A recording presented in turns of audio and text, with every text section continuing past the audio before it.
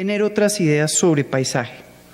Bueno, continuando con nuestros invitados, tenemos a Camilo Fidel López con su conversación sobre el paisaje efímero al paisaje permanente, una nueva mirada a la ciudad por medio del graffiti.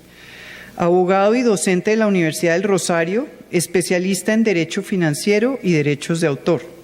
Creador de Vértigo Graffiti, primera empresa en Colombia que aproxima el graffiti a las estrategias de comunicación, diálogo, publicidad y responsabilidad social de los sectores público y privado.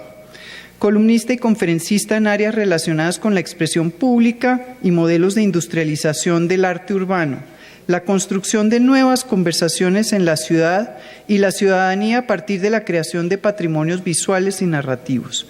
Director de la Galería Independiente Vértigo Graffiti, especializada en la exhibición y venta de arte urbano. Bienvenido, Camilo.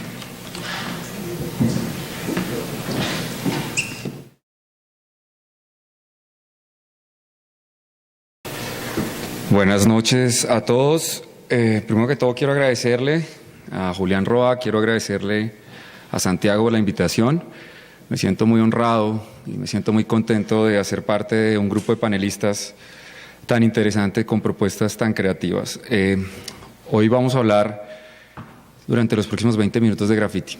Vamos a hablar de los cambios de la ciudad, vamos a hablar de los cambios que esa ciudad ha tenido en términos de los nuevos ejercicios de la ciudadanía, vamos a hablar del museo y la ciudad y finalmente vamos a hablar del peregrinaje, el nuevo peregrinaje que se presenta para el graffiti bogotano. Lo primero es compartir la experiencia que he tenido en los últimos 15 años en la ciudad de Bogotá, ver cómo Bogotá se ha transformado, ver cómo Bogotá ha cambiado a partir de mucha turbulencia, mucho desapego, pero sobre todo cómo Bogotá se ha desarraigado de una idea de ciudad unívoca, de ciudad uniforme. Y posiblemente la evidencia más grande de la transformación de Bogotá es lo que está sucediendo en los muros, lo que lleva sucediendo en los muros en los últimos 15 años. Y cuando hablo de lo que sucede en los muros, no me refiero necesariamente a una práctica independiente, a muralismo, a grafiti, a barrismo, al tema pancarta, grafiti contestatario, sino trataría, en principio para no confundirnos, de hablar de todo, del universo, de lo que sucede en la calle. Adelante.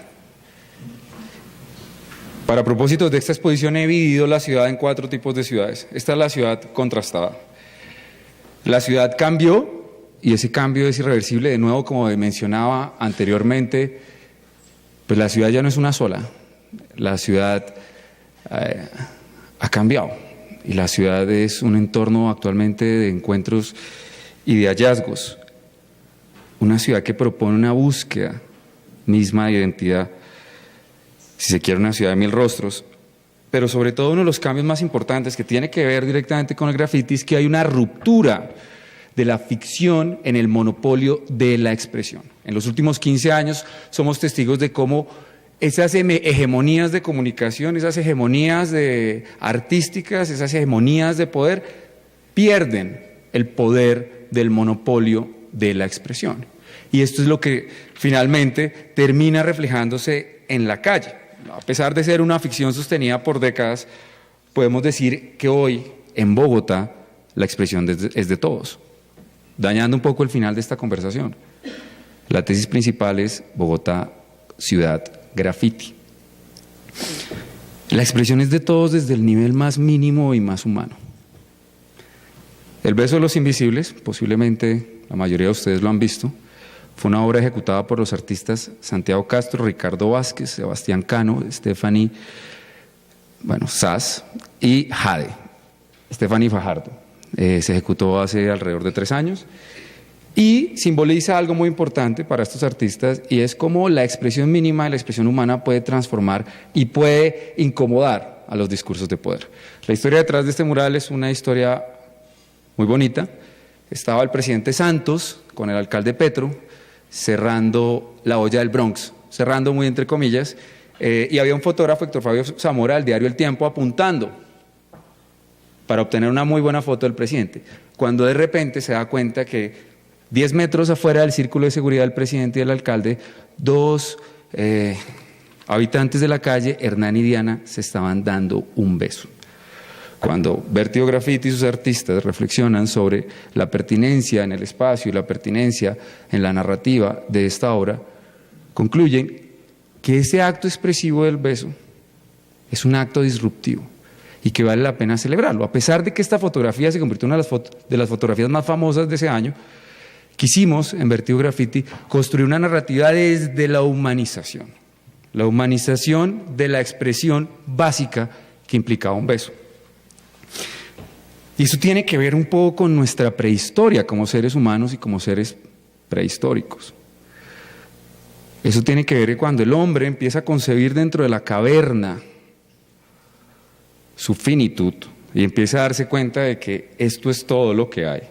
Empieza a hacer ejercicios mágicos y el primer ejercicio mágico que hace es pintar una pared. Es exactamente lo mismo que sucede con la ciudadanía bogotana. La ciudadanía bogotana, y sobre todo la ciudadanía joven bogotana, ya no va a tolerar, ya no va a soportar más la idea de ser simplemente una cifra o simplemente un habitante de un entorno. La ciudadanía bogotana entra a participar en la construcción de su misma ciudad. Yo siempre he pensado que sería muy importante para los gobernantes darse un paso por la carrera séptima, por la calle 13, por la avenida Caracas, por la calle 80, y ver lo que están diciendo y lo que están pasando en los grafitis, los que entendemos y los que no entendemos, que ahora más adelante vamos a hablar de eso. Porque ese ejercicio expresivo, al ser un ejercicio libre, abierto, ilimitado, pues nos permite hacer un diagnóstico de lo que está sintiendo nuestra sociedad, de lo que está diciendo, de lo que está hablando. Y creo que, y sin ánimo, sé que acá existen expertos de patrimonio, sin ánimo de tratar de incluir esta definición dentro de los cánones académicos de patrimonio, creo que el nuevo patrimonio bogotano es las personas y su relación con los entornos. Ese es el nuevo patrimonio que hay que tratar de explotar, que hay que tratar de direccionar.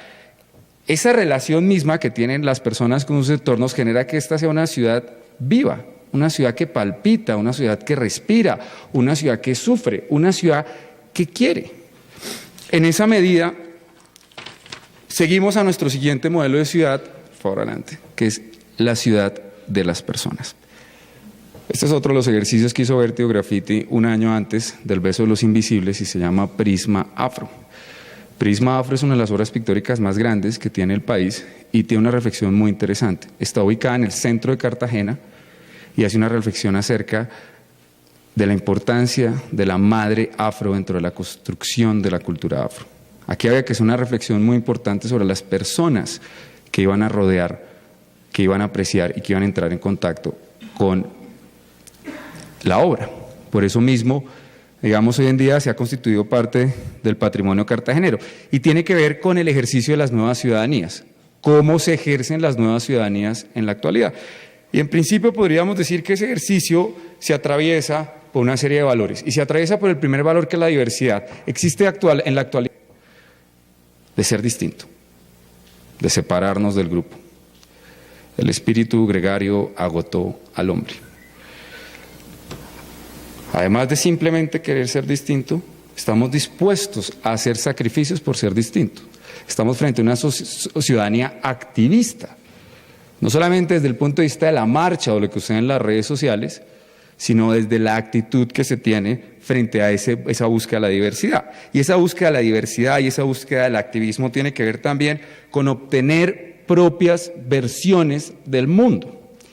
Y esa obtención de esas propias versiones del mundo no tiene una forma distinta de describirse como un ánimo de independencia. Esa independencia, sumada a esa diversidad, sumada a ese activismo, lo que implica es que la fuerza motriz de la ciudadanía bogotana es la búsqueda de su propia identidad.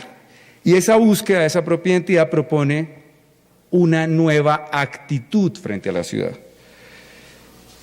Y es ahí donde quisiera yo trazar un puente entre la ciudad caótica, desorganizada, mal llamada, vandalizada, y el museo. Al reunirse todos estos componentes valorativos, diversidad, independencia, activismo, búsqueda de identidad, podemos darnos cuenta que el resultado práctico que tiene esto es que tenemos una ciudadanía más reflexiva y más contemplativa. Y esto significa entonces que esa contemplación y esa reflexión se parece muchísimo a lo que sucede en la experiencia en el museo. En ese sentido, ese museo está conformado por esas obras que van naciendo día a día en la ciudad, esas obras que modifican esquinas, puentes, señalética.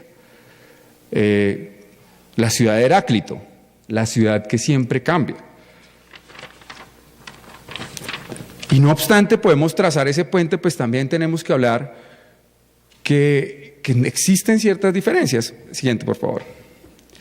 Llegamos a la ciudad efímera. Este fue un ejercicio que hizo en Agua Blanca, en el barrio Orquídeas, esto es en el colegio que se llama Nuevo Latir. Fue un ejercicio que hizo con el profesor Antanas Mocus y su entidad Corpo Visionarios. ¿Qué estaba sucediendo? Agua Blanca, Carolina no me dejará mentir, tiene una de las tasas más altas de violencia homicida de América.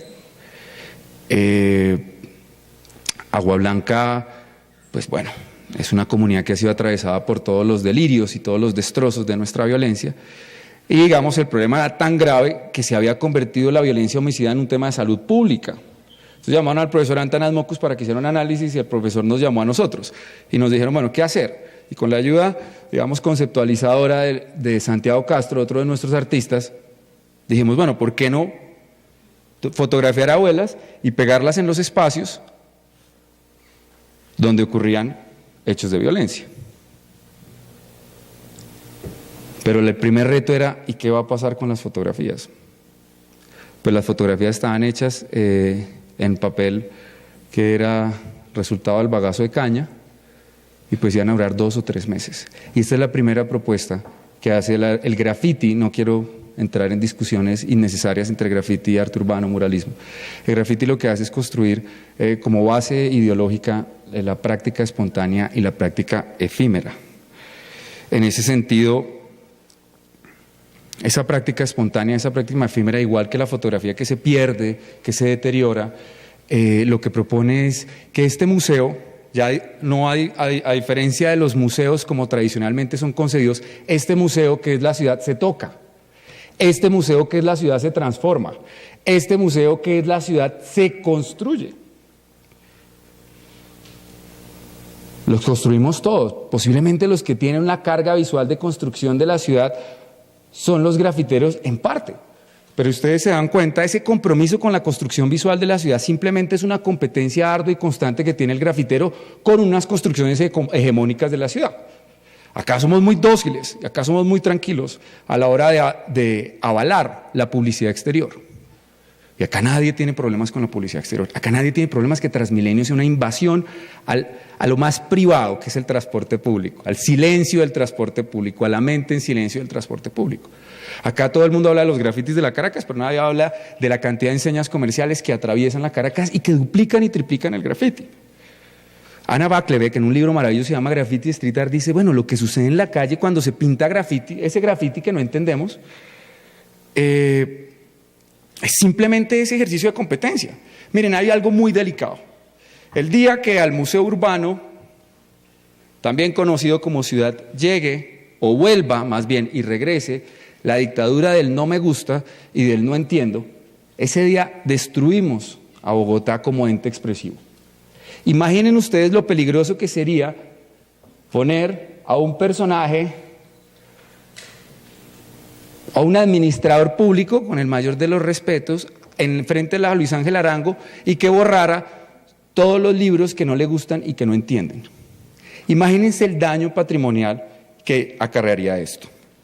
Otro efecto del puente que podemos trazar entre museo y ciudad-museo es todo el tema de los tránsitos. Carolina lo decía William también, cómo las personas modifican sus éxodos en la ciudad.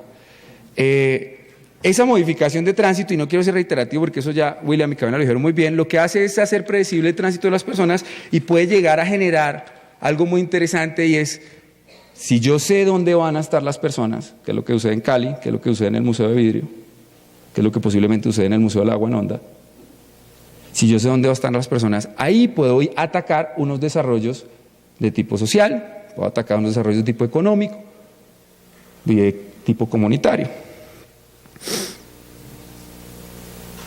Hay algo muy importante del graffiti. El graffiti impone una carga valorativa. Muchos de ustedes no, me atrevo a decir que la totalidad de ustedes tienen una visión emocional del graffiti y una opinión forjada sobre lo que es el graffiti. Y eso está muy bien, porque en estos días de diálogos, de cambios y de transformaciones, está muy bien que empecemos a reconocer que parte inicial de todo el proceso implica el reconocimiento del pensamiento ajeno. Yo los invito, y sé que es un ejercicio un poco difícil, a que el próximo tag, la próxima firma, el próximo sticker, el próximo póster que vean en la calle, simplemente lo conciban, en principio, sin carga valorativa, como un pensamiento diverso al de ustedes. En esta sociedad, uno de los grandes problemas es cómo tenemos cierta carencia a la hora de afrontar y de entrecruzar las opiniones diferentes. Otra diferencia, pues los museos quieren permanecer en el tiempo, el graffiti es efímero, es espontáneo, por eso anduvieron los grandes padres del graffiti con una lata de spray y una cámara fotográfica, porque sabían lo efímero de su práctica. Y acá llega el tema, digamos, más delicado, y creo que es la responsabilidad de las personas que están practicando graffiti y de los entusiastas como yo, y es cuál es el siguiente peregrinaje del graffiti en Bogotá, que siento yo puede ser un gran ejemplo, para bien o para mal, para otras ciudades del mundo.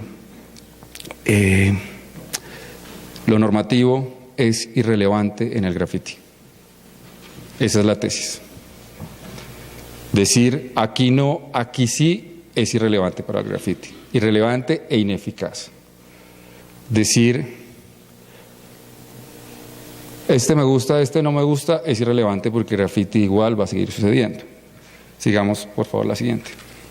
El peregrinaje del graffiti tiene que girar hacia esto. Esta es la última obra, diseñada por Ricardo Vázquez, ejecutada por Ricardo Vázquez, Sebastián Cano y Santiago Castro, con Juan Valdés. La marca. El primer mural lo pagó Home Center CNCN y Alcaldía de Bogotá, el segundo mural lo pagó Alpina y el tercero lo pagó Juan Valdés.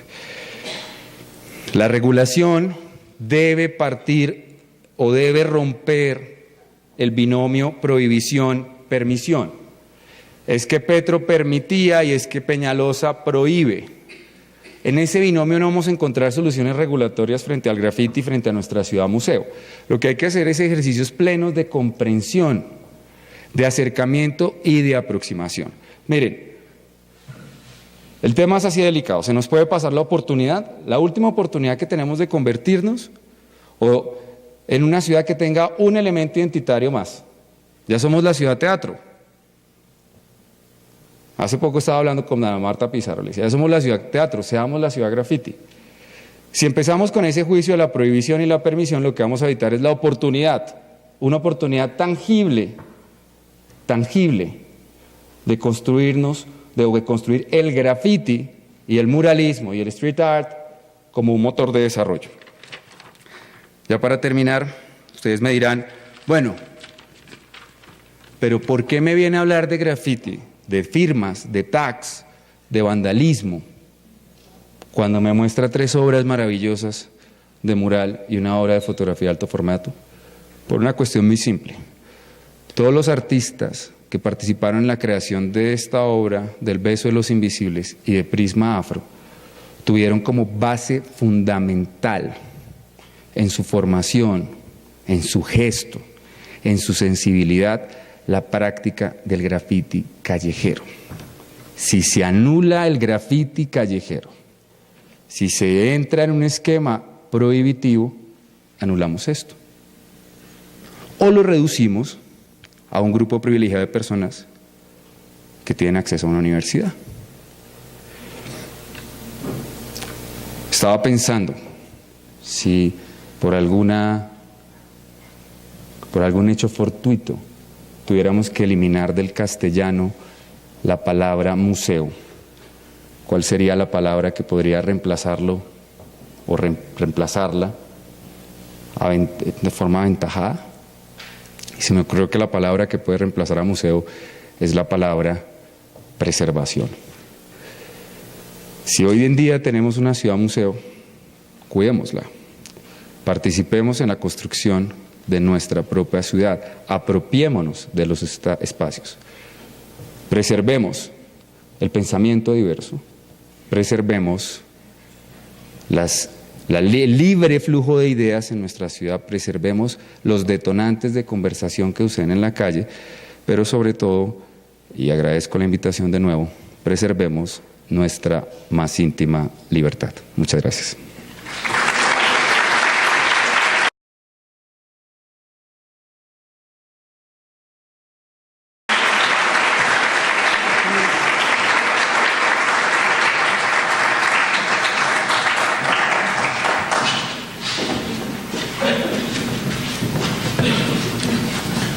Bueno, también quisiera recordar que este coloquio de hoy tenía algunas preguntas que lo alimentaban y que creo que vale la pena otra vez. Uy, todavía no, falta uno. ¿Todavía no? ¿Falta alguien? No se vayan a ir todos, todavía nos falta. Y no me apaguen la luz.